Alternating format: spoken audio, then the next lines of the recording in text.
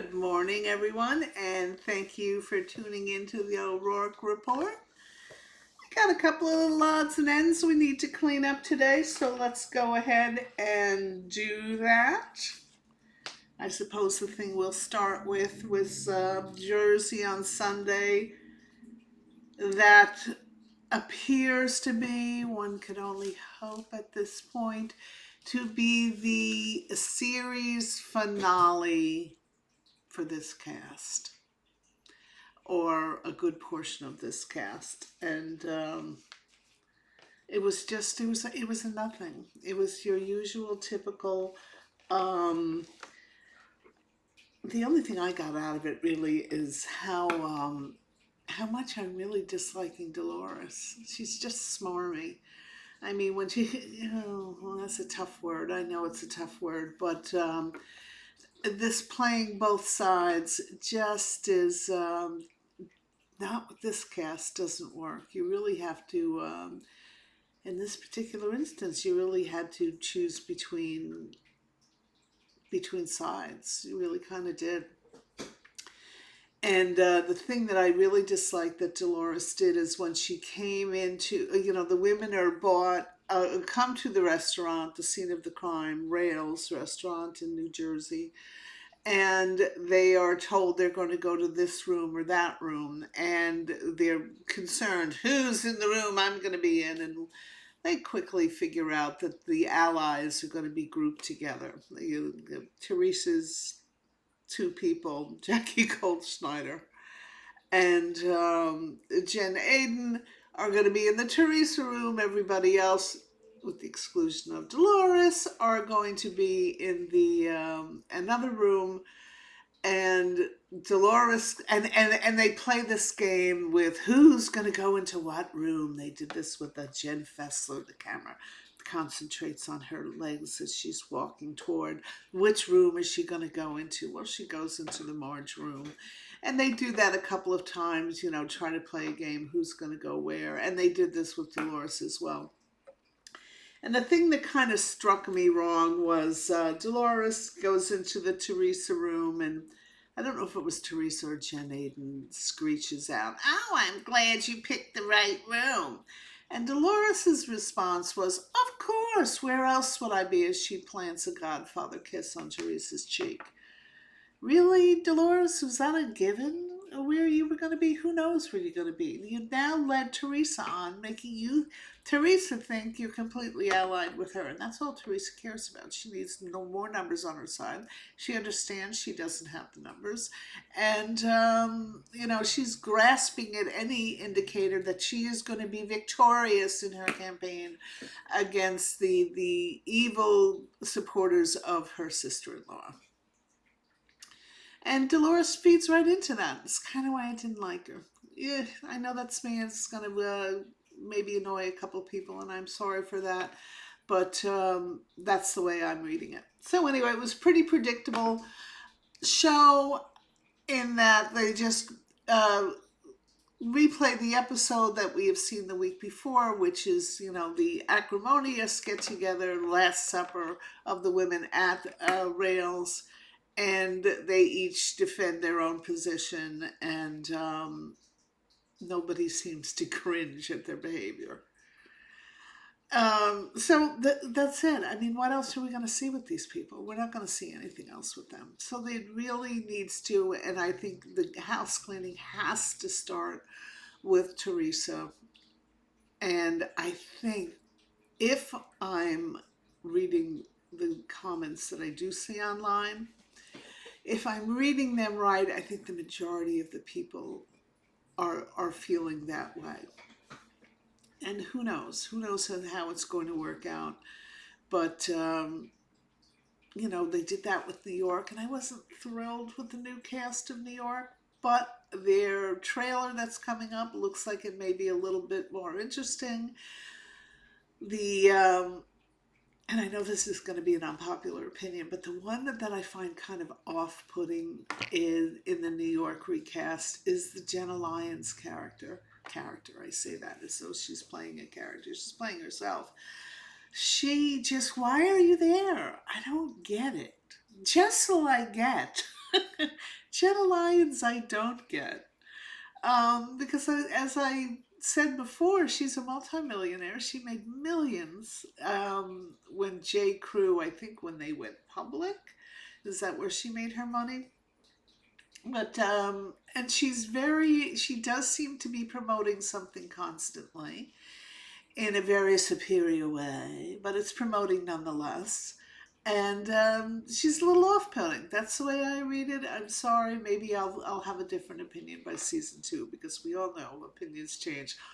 First season of Jersey, I loved Teresa. She was an adorable, endearing character, and that quickly changed. So anyway, Jersey is done and gone, and maybe they're gone for the duration.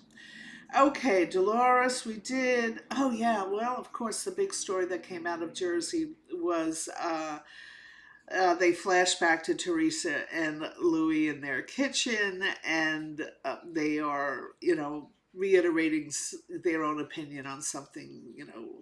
I don't know why they do this, but they do it thinking they're going to convince somebody to join in their army and their hatred for Team Margaret at all. And Louis' threats against Margaret and her stepson, very apparently, I don't know how true this is, because everybody jumps on this bandwagon online wanting to put forth that they've got the inside story on what really happened. But allegedly, Teresa cringed when she saw him doing these threats on camera, and after the scene terminated, or the day's filming terminated, she got on the phone to the producers and was very angry, hoping that they would not show that. She tried to make all sorts of reasons, and allegedly was threatening towards the producers. Allegedly, I don't know how true that is, of course.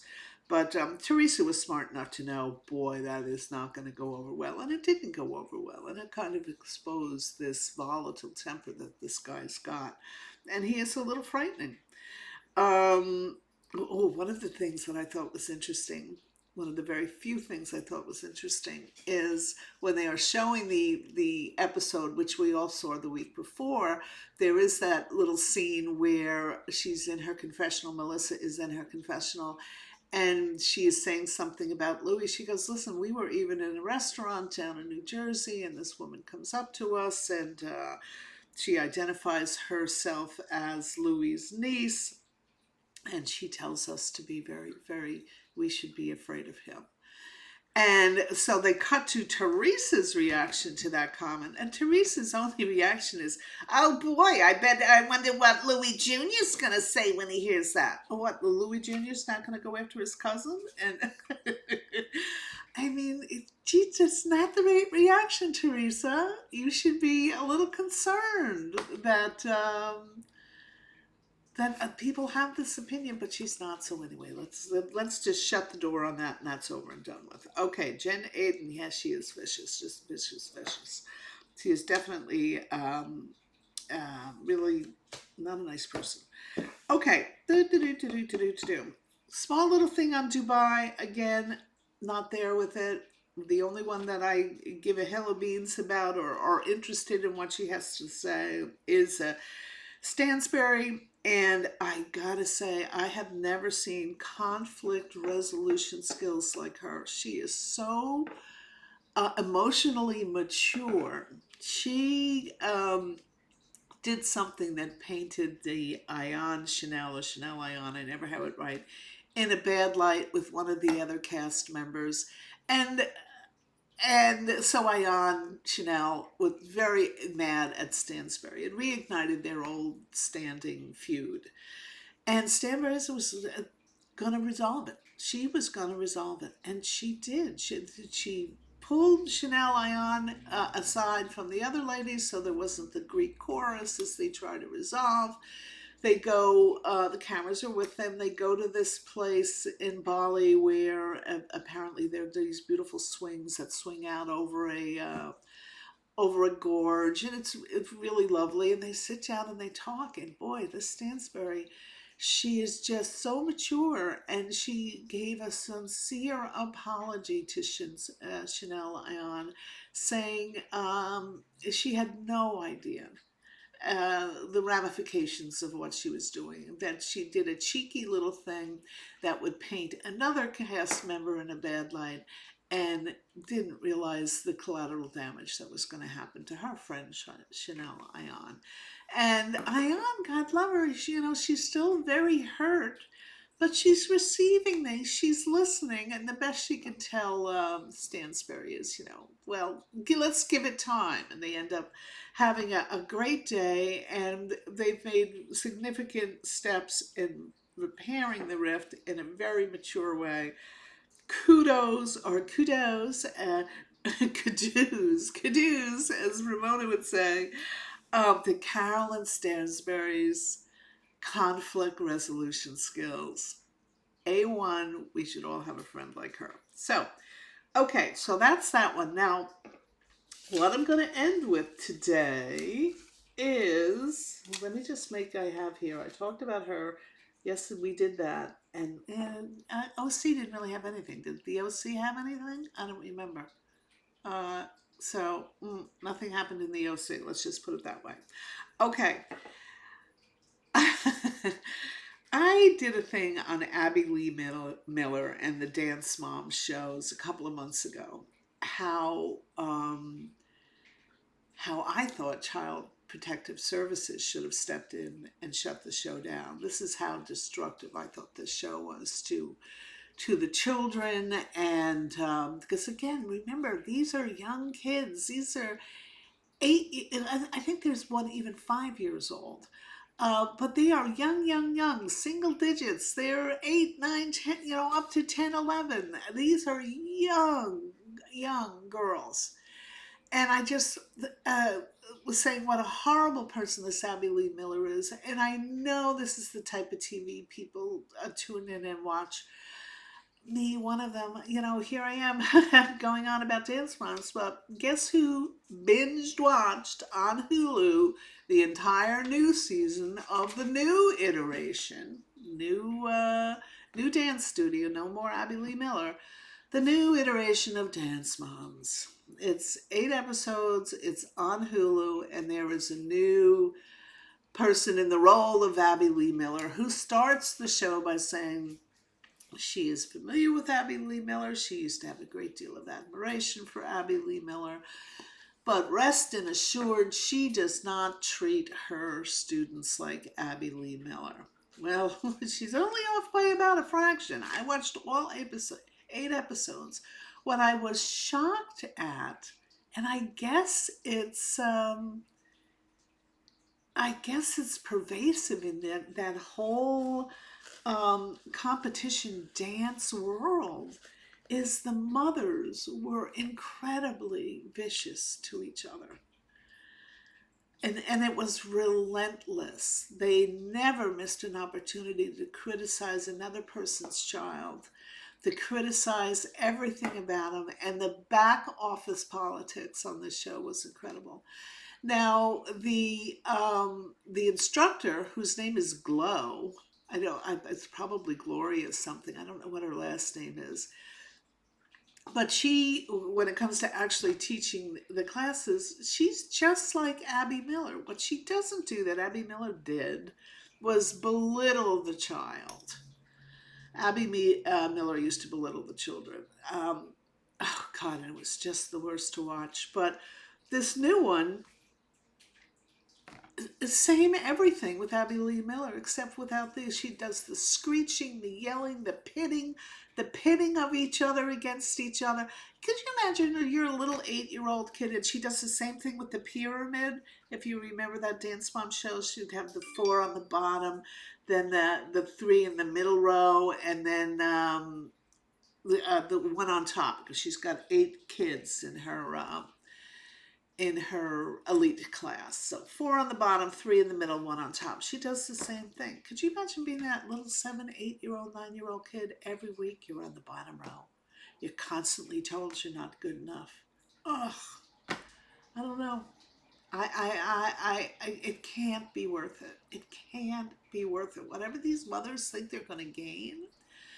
I mean, not everyone is, comes out to be one of those big stars like, and I've said this before, this JoJo Sliwa who came out of the Abby Lee Miller Dance Mom shows.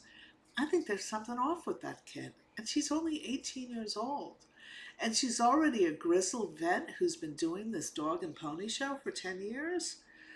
I just, I don't know. I'd rather have my kids be studying to get into a good school and get into the sciences or the profession or a lawyer, a doctor or something than to be a dance kid. It just seems. So anyway, having said all that, it's the same formula as far as what you see on what you saw on the old Abby Lee Miller one.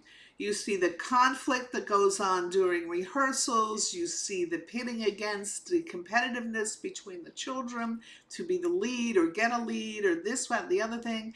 And it ends with whatever competition they were going to that week. And apparently there's one every week. Then they get on tour buses and they drive up to New Jersey, or they drive down to Florida, or they go here, they go there.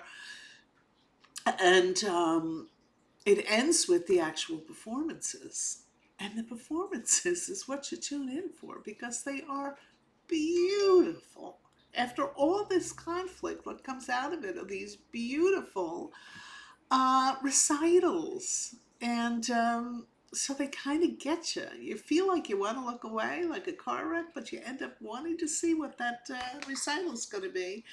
And in many cases, this particular dance studio, which I think is called Blue Studio or Studio Blue, is they're either number one or they're number two. But occasionally you'll see something happen where one of the poor kids doesn't even show. And it just breaks your heart to see that.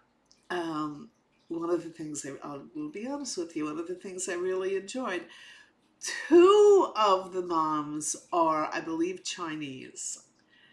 And they both speak Chinese. And both of their girls are beautiful lyrical dancers, which drives some of the other women crazy.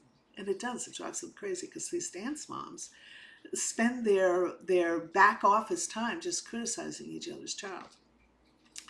And I love the fact when the two Chinese from Chinese descent, I love when they get together and they talk Chinese because it drives the other ones crazy. Yeah, that's one reason to watch. So anyway, new season of Dance Moms. I will admit it, I binged the whole thing. And having said that, I would say if you did watch the old Dance Moms, you might like the new Dance Moms, but don't expect to have a warmer or fuzzier instructor. You're going to have basically the same thing without the belittling. So anyway, that's all I have for this week. What was on last night? I'm going to watch it. I think we had $1 Million Listing, and the challenge is back. I've watched the challenge since the first date and or the first season, and who knows what Johnny Bananas is going to do. I don't see how he can win an eighth, but who knows, maybe he will. So anyway, thank you so much for tuning in. I look forward to meeting with you again. And I forgot to say this at the beginning. If you like what you saw and you want to be notified every time a new report comes out, please hit the like button, hit the notification button, hit the subscribe button. That's the important one, subscribe button. We're getting more and more analytics coming in from YouTube, and I'd love to see what part of the world is tuning in. Like I said, loads from Mexico, loads from Ireland, getting some from Australia, of course, the UK, the United States. So thank you all so much for tuning in. I really appreciate it, and I'll look forward to seeing you on the next O'Rourke Report.